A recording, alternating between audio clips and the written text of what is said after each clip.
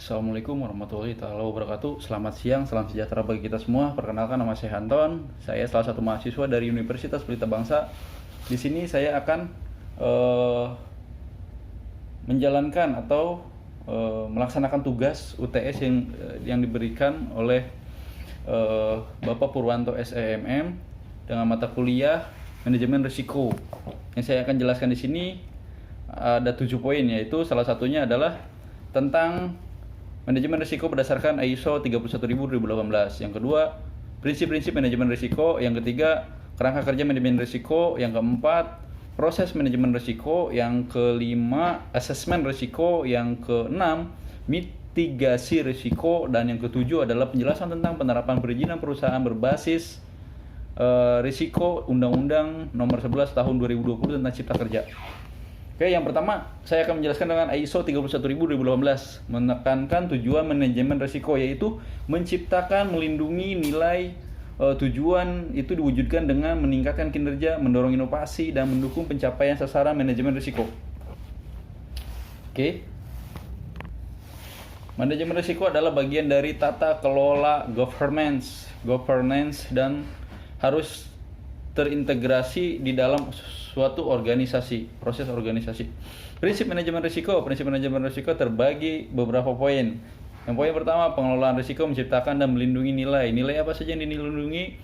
Nilai tenaga kerja, nilai proses, nilai hasil atau produk, dan semua yang berkaitan di dalam organisasi. Yang kedua, pengelolaan risiko merupakan bagian yang terintegrasi dengan seluruh proses bisnis organisasi. Jadi jelas, pengelolaan risiko itu sangat terintegrasi dari step by step dari suatu organisasi. Jadi manajemen risiko itu berkesinambungan ya.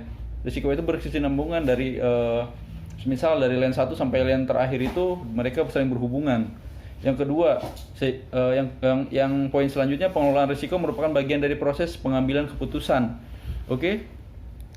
Pengelolaan risiko merupakan proses dari sebuah pengambilan keputusan yang mana dalam sebuah pengambilan keputusan pastinya di kedepannya pasti ada suatu kendala atau suatu risiko yang akan diambil. Maka dari itu pada saat kita mengambil suatu keputusan, kita harus uji materi ataupun kita harus memperhitungkan risiko apa aja yang akan muncul di kemudian hari. Oke, yang poin selanjutnya adalah pengelolaan risiko secara eksplisit memperhitungkan ketidakpastian. Oke, ketidakpastian pun harus kita perhitungkan dalam artian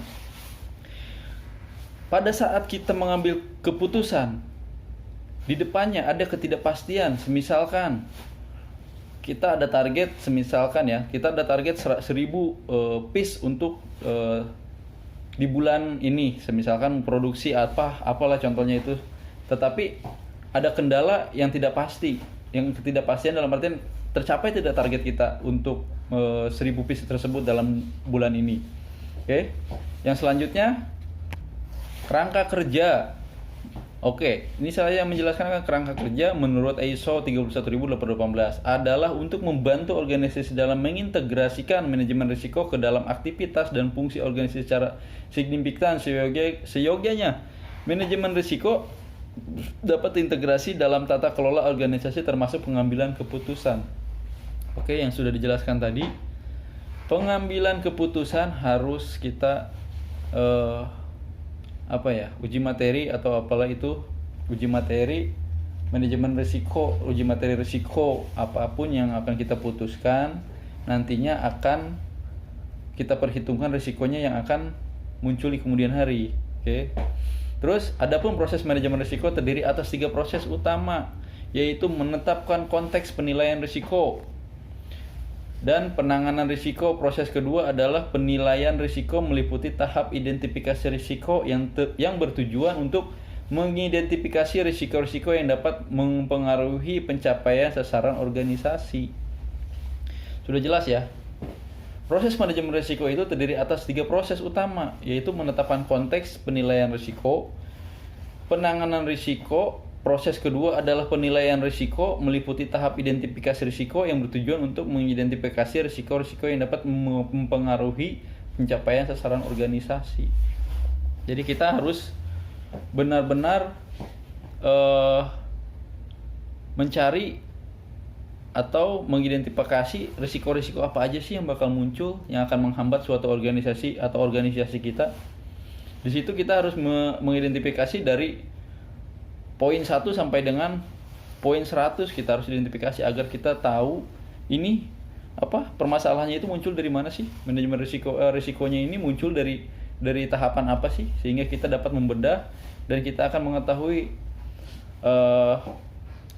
untuk penyelesaian masalah yang muncul di kemudian hari itu dengan cara identifikasi dari awal. Oke. Asesmen risiko. Asesmen risiko merupakan metode sistematis untuk menentukan apakah suatu kegiatan memiliki risiko yang dapat diterima atau tidak. Ada penilaian risiko, proses analisis dan menafsirkan risiko dengan kegiatan dasar tertentu. Oke. Sudah jelas dari awal.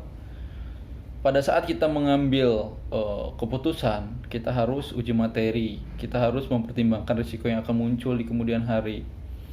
Oke, ada penilaian risiko, dari risiko yang tingkat rendah atau tingkat berat. Kita harus bisa membedakan risiko-risiko yang akan muncul di kemudian hari, sehingga kita suatu saat muncul risiko tersebut, kita sudah mempunyai jalan keluarnya untuk mengatasi trouble atau masalah-masalah atau risiko-risiko yang akan muncul di kemudian hari. Oke, yang selanjutnya mitigasi risiko merupakan pengambilan langkah-langkah untuk mengurangi kerugian yang dapat ditimbulkan dari dampak atas risiko. Karena wujud risiko belum diketahui secara jelas, maka perlu adanya pengelolaan risiko secara baik dan benar agar tidak berdampak pada kelangsungan proses bisnis utama. Tuh kan, semua itu berkesinambungan. Pada saat kita mengambil keputusan, kita harus uji materi, kita harus mempertimbangkan risiko apa saja yang sekiranya akan muncul di kemudian hari. Nah, pada saat kita pengambilan keputusan atau uji materi tersebut, menganalisa risiko apa saja yang akan muncul, di situ kita akan menemukan jawaban pada saat kita akan menemukan risiko di kemudian harinya. Jadi kita sudah, ibarat kata penyakit itu kita udah punya obatnya pada saat kita sebelum pengambilan keputusan untuk menentukan target apa saja yang akan kita jalani ke depannya, seperti itu. Jadi pada saat kita ketemu risiko atau masalah di kemudian hari, kita sudah mempunyai obatnya ataupun jalan keluarnya, sehingga tidak menghambat proses organisasi kita atau proses produksi bila ada delay seperti itu. Dan selanjutnya untuk Cipta Kerja nomor 11 tahun 2020. Oke. Perizinan yang saya akan bahas adalah perizinan berusaha berbasis risiko. Ada dibagi dua bagian. Yang satu penetapan tingkat risiko, yang kedua peringkat skala usaha. Oke.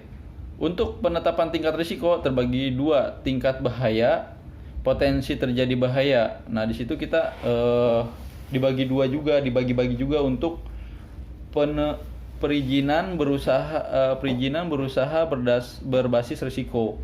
Nah, di situ sudah diatur untuk perizinannya, dan untuk skala uji materinya juga sudah diatur di Undang-Undang Nomor 11 2020 Cipta Kerja ya. Dan untuk penilaian tingkat bahaya itu dibagi 3. Yang satu, kegiatan usaha berisiko rendah. Yang kedua, tingkat usaha berisiko menengah. Yang ketiga, berisiko tinggi. Mungkin untuk yang berisiko rendah, contoh usahanya di bidang apa ya? Kita tidak bisa menentukan sih untuk contoh usahanya apa ya, karena mungkin semua usaha itu berisiko tinggi ya. Ya mungkin pada saat kita di suatu organisasi yang mungkin berisiko rendah, itu dibedakan untuk kelas-kelasnya nanti ke depannya. Dan untuk perizinan perusahaan kegiatan usaha, untuk pasal 8, pasal 9, dan pasal 10 itu, pasal 8 sendiri mengatur tentang risiko rendah. Yang pasal 9 itu mengatur risiko menengah. Yang pasal 10 adalah mengatur risiko tinggi. Yang disebut risiko rendah untuk izinnya itu NIB. Dan risiko menengah sertifikat standar, risiko tinggi NIB izin. Dan semua itu sudah diatur di Undang-Undang Cipta Kerja nomor 11 tahun 2020. Sekian dari saya. Wabillahi taufiq wal hidayah. Wassalamualaikum warahmatullahi wabarakatuh.